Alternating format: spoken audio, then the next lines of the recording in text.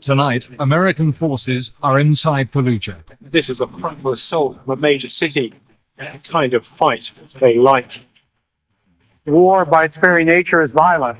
Violent and determined. It's like, okay, we're going to go secure the North Bridge, we're going to go secure the South Bridge, and then there's this big hospital on that peninsula that was also known to be an enemy stronghold, and our company's job was to secure and clear that hospital with Iraqi forces. And so this is happening a day before the main effort. So all the other forces are massed to the north and west of the town, and I think they had some blocking positions on the south side of the town. But we were like the main attraction 24 hours in advance of the main effort coming in. And one was, I think it was more of kind of like a feint, where they didn't know that we weren't coming over those bridges. So what wound up happening is our company wound up being the spearhead that outside the special operation forces that were already operating in and around, we were the spearhead. We were the tip of that spear for Operation Phantom Fury in November of 2004. And we had 2 tanks attached to my platoon, and my platoon was the lead element. So we had 2 tanks and 4 Bradleys, and within inside that we also had a Marine Corps scout sniper team attached to us as well, that we were to at least help get put into place and be their local security. And you know, I think it was November 7th, we left the camp in Habaniya area, and we started convoying. It was dark 30 in the morning. I think it was 1, 2 o'clock in the morning, and the tanks were in the lead, and then my platoon, and the tank, everybody was amped up, man. Everybody was pumped. And those M1s go a whole heck of a lot faster than Bradleys do. And one of the cues when we got onto the peninsula was we were supposed to stop at the traffic circle, and they were going to drop, I want to say they were going to drop a JDAM on the hospital and or around the hospital. And that was kind of like our cue to get busy. And the M1s had taken off, and essentially we wound up having a pretty big gap, and the M1s get to this traffic circle, and we're still like 3 or 4 checkpoints behind them, and we were taking contact, man. We were taking IEDs, small arms fire, but we weren't stopping, man. We weren't stopping for IEDs. We weren't stopping for RPGs. We weren't stopping for shit. We were moving, and we had an objective to get to, and we eventually caught up with the M1s, and my platoon, our task was to clear a bunch of the houses in and around the southern bridge.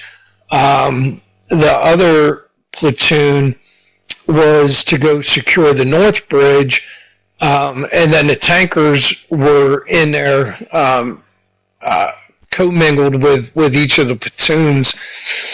And we certainly got their attention, and we got in there and we started, we dropped our dismounts, and we started to clear the bridge area and the houses in and around the bridge, and then get into position and strong point inside those areas and put out the local security. And it was all hands on deck for us, and it was all hands on deck for the insurgents, man, because when they realized that we were coming in on the peninsula, they started just unloading on us, man, and they repositioned troops. I think they were anticipating the initial attack coming in from the north, and they wound up flexing insurgents down into to repel our attack. and it was not only was it a target-rich environment when it came to the insurgents were trying to reposition inside that city, but they also, I couldn't believe how much indirect fire, rockets, mortars, that we were taking and how much they had. They just queued everything in on us. And, it was 2-3, days. And, by the third day, the units were starting to gain more and more into the city, but there was a solid 48 to 72 hours worth of rockets, and mortars. Some were like 60 millimeter mortars, but man, they had some pretty big ones too, like 120 millimeter mortars. It was one of those things where RPGs, and they had some tactical vehicles too.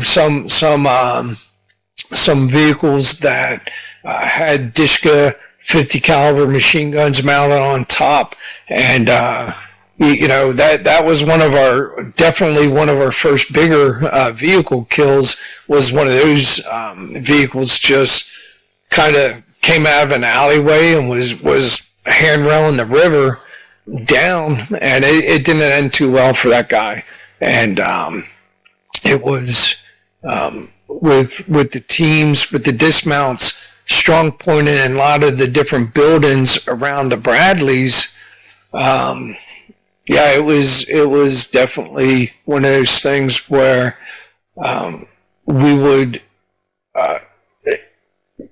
every time insurgents would try to reposition within inside the city, we had these keyhole shots down various streets with the Bradleys, and we had these keyhole shots with the dismount elements.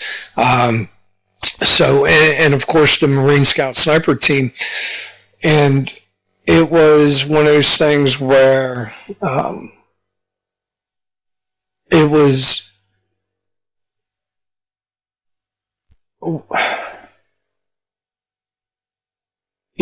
we definitely put the hurting on the enemy.